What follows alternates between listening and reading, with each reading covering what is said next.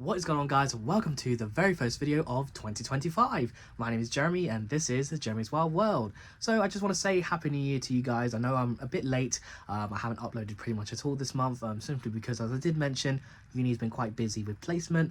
I did try to record a feeding video, but my inverts weren't playing game at the time, so hopefully I'll do another feeding video at some point. But nevertheless, I'm really excited to get this video out for you guys.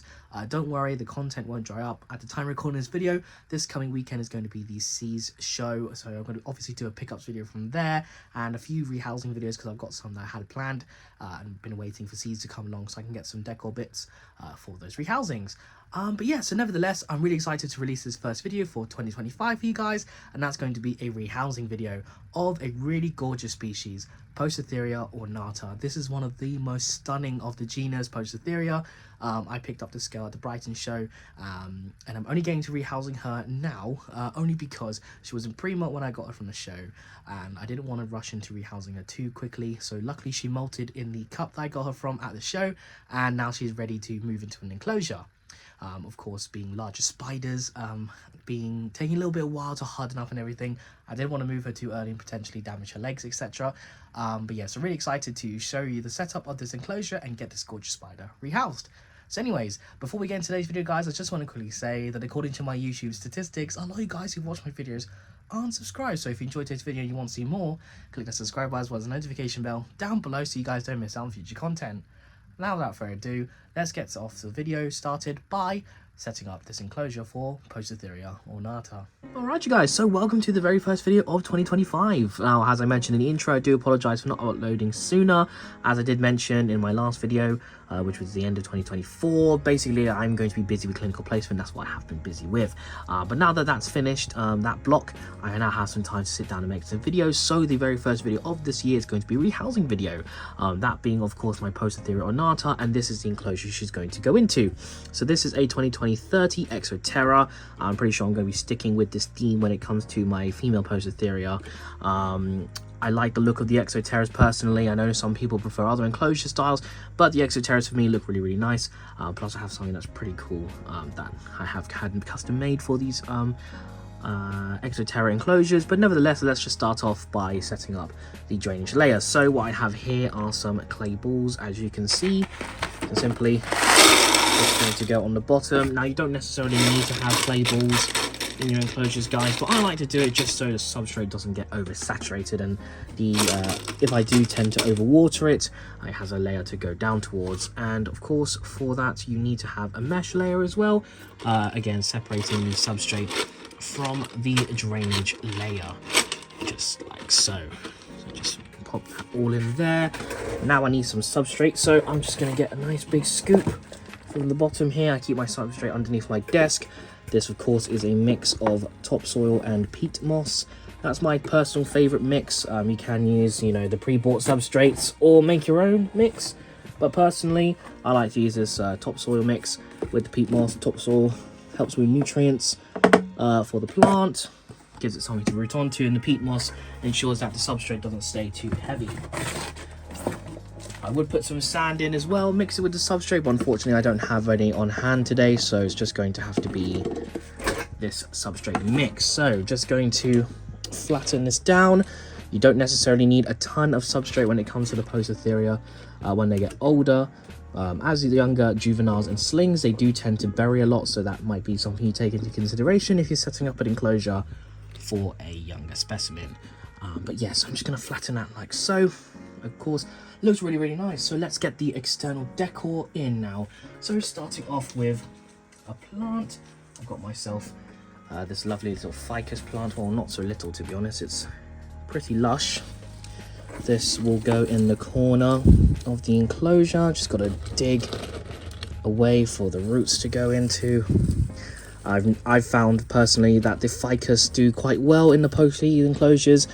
They like to use it to attach their webbing tunnels to, and it stays pretty alive. And it looks a bit better than, you know, your pothos, which I do like to use as well, and I don't want to have pothos in every single enclosure, so it's nice to have a plant that I can switch up the look of the enclosure with. Now, of course, I do also need some leaf litter, so I'm actually going to open up this bag of Herbzotic natural leaf litter.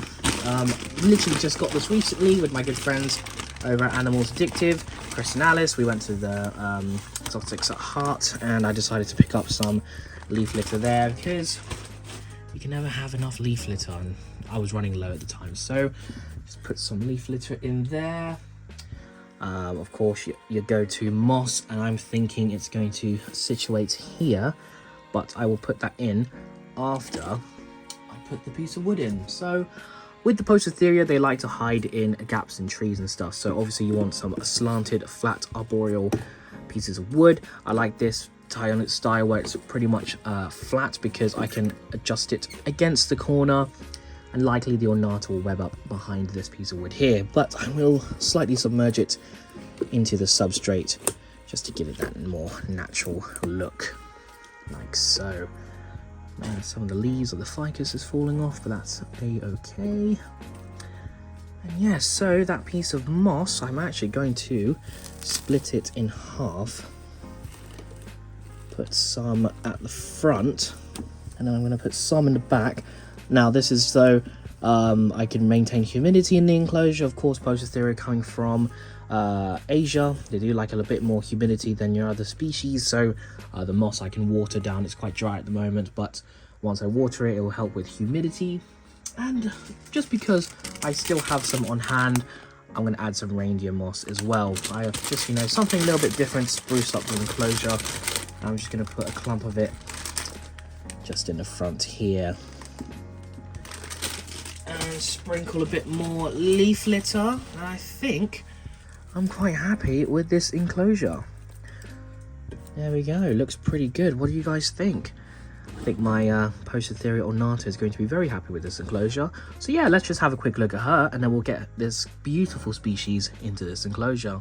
Okay, so now that you guys have seen me set up this lush enclosure, as you can see, I really do like the ficus. It does add a really nice element to this enclosure, as well as the different mosses and leaf litter. And then of course I like to go with natural wood where I can, but of course cork bark is often used with Poecilotheria as well. I probably will use some more cork bark in the future. But before I show off the ornata female, I just wanted to show you guys the custom thing that I mentioned in the last clip, and that being some custom lids for my enclosures. As you can see, I've got a magnet here that says Jeremy's Wild World.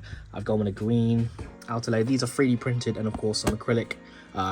This is a lot better than your typical Exoterras. I was going to say the downside to Exoterras is that they have the mesh lids and it allows for humidity to escape, but with these custom lids made by Arachnophoria, I am able to maintain humidity within this enclosure, which will not only benefit the plants but benefit the spider itself. So that's going to go on top. As you can see here, guys, I'm not sure if it'll focus in super well, but you can see Arachnophoria there. But yeah, go check him out. I'll leave some links in the description below for him. Great guy. Have a few of these on my Exoterras now. And yes, so right, let's get focused back in. So yeah, let's have a look at this female Poecilotheria ornata, and we'll get her inside of this enclosure. And yeah, so as you guys saw from my Brighton pickups video, I got this scale from Portsmouth Tarantulas for £80. Now you're probably wondering, Jeremy, it's been a while since the Brighton show. Yes, I know. Basically she was in pre-molt and I didn't want to rehouse her at the time because I was going through university placement again, and then she ended up molting, which she looks absolutely stunning now. So she's been in here, she's eaten now, so I'm more than comfortable to move her into the enclosure. With bigger spiders, you don't want to rush them through the molting process because it does take them a little bit longer to rehouse. So anyways, this is the Poecilotheria ornata, or the fringed ornamental tarantula. Here she is right there. Oh, sorry little girl. Well, not so little. Yeah, take a look at that, guys. Those purples, those yellows, greens, absolutely stunning. Got to be one of my favorite Poecilotheria in the genus. My personal favorite is Poecilotheria rufulata, which I do actually have a female of. Shout out to Marina if you're watching. But yeah, so let's just get this girl inside of the enclosure. I don't want her to be stressed out for too long. Just going to use some tongs and encourage her out. Try not to get her to bolt if I can avoid it. Let's just encourage her to walk out. There we go. I know you don't like it. You can see she's not really going in the ideal direction. Just want her to, there you go, get her legs towards the front, and just slowly slowly encourage them to walk out. Don't push them, don't prod them too much, just little taps. They don't like being touched. They'll slowly back away. Just like so. Okay, there we go. Just near enough to the edge of the cup. I know you don't like this. There we go. Start seeing those yellows on her legs now. Oh, she just bit to the bottom of the enclosure and she's going back in. You like this more than you like your new enclosure. To be fair, I'm not surprised. With Poecilotheria, they do like to stay in tight enclosures, hence why I kept her in this cup. Oh, she's not happy with me. There she is. There you go. Ah, there she's in. All right, let's get this closed before she decides to walk out. And there it is, a nice, calm, fairly unstressful rehousing of Poecilotheria ornata. Now guys, Poecilotheria is something I'm probably going to start leaning more towards, building up a full species collection. Of course, there are a couple species that aren't in the hobby, but to get the majority, I'm aiming to hopefully get some females. I did say I want to start downsizing on some species, so I think I'm thinking of going for just the pokies and then maybe a couple other of my favorites and keeping those. But yeah, Poecilotheria, absolutely stunning. You know, you can make a really nice enclosure for them as well. If I just turn this enclosure here, you can see she's not a fully grown adult yet. She's still got some growing to do. They're actually one of the largest in the genus. But yeah, super happy with this enclosure. Nice and simple setup.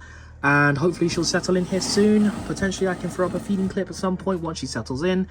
And yes, so that's pretty much the end of today's video, guys. I hope you enjoyed it. Let's get into the outro of today's video and we'll end it here.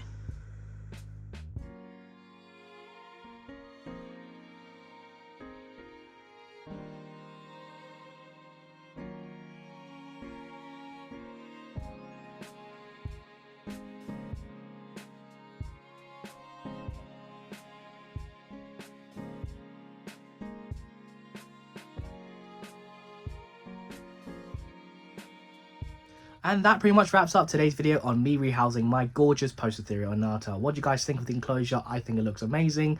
You know, just those plants in the enclosure just give that enclosure just a little bit more of that standout look. And you can see here I've got some more Poecilotheria here on the bottom. There's the ornata there. These two enclosures have different species in them, but regardless, I'm really excited to hopefully get some more Poecilotheria in the future. That's actually one of the main targets for seeds, is picking up a few females there.